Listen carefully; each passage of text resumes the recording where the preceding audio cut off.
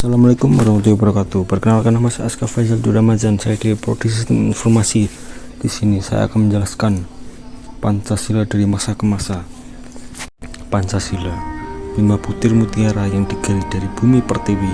Ini bukan sekedar pajangan di dinding kelas atau teks yang kita hafalkan setiap Senin pagi. Sejak disahkan oleh PPKI pada 18 Agustus 1945, Pancasila telah menjadi media statis yang menyatukan perbedaan sekaligus star atau bintang pimpin yang mengarahkan bangsa ini. Namun perjalanan Pancasila tidak selalu mulus, ia tumbuh, diuji, bahkan terkadang disalah tafsirkan mengikuti arus politik yang bergulir dari masa ke masa.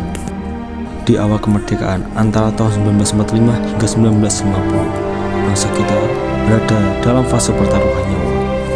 Pancasila menghadapi tantangan besar dari dalam dan luar. Belanda mencoba kembali berkuasa, sementara di dalam negeri muncul berbagai pergolakan yang ingin mengganti ideologi negara. Bahkan saat Indonesia terpaksa berubah bentuk menjadi Republik Indonesia Serikat atau RS pada 1949, nilai-nilai Pancasila tetap menjadi nyawa dalam konstitusi RS. Meskipun secara politik kita terpecah-pecah dalam negara bagian, kesadaran sebagai satu bangsa yang berkebangsaan dan berkeadilan tetap menjadi pengikat yang mencegah Indonesia berada di tengah jalan.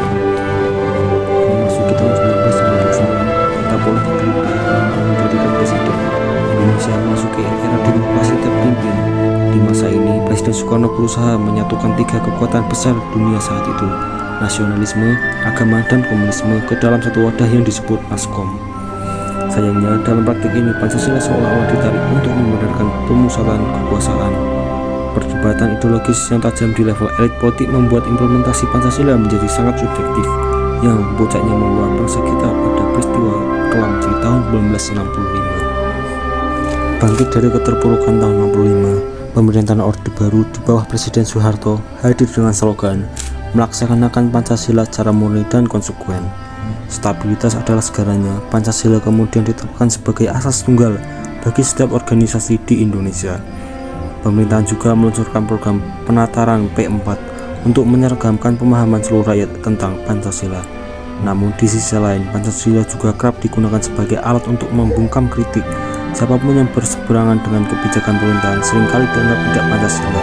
Pancasila menjadi sangat sakral namun terasa sangat kaku. Sejarah membuktikan bahwa pemimpin bisa berganti, sistem politik bisa berubah, namun Pancasila tetap bertahan sebagai rumah bagi keberagaman kita. Karena Pancasila bukan milik satu golongan atau satu era, ia adalah milik kita semua. Mari kita jaga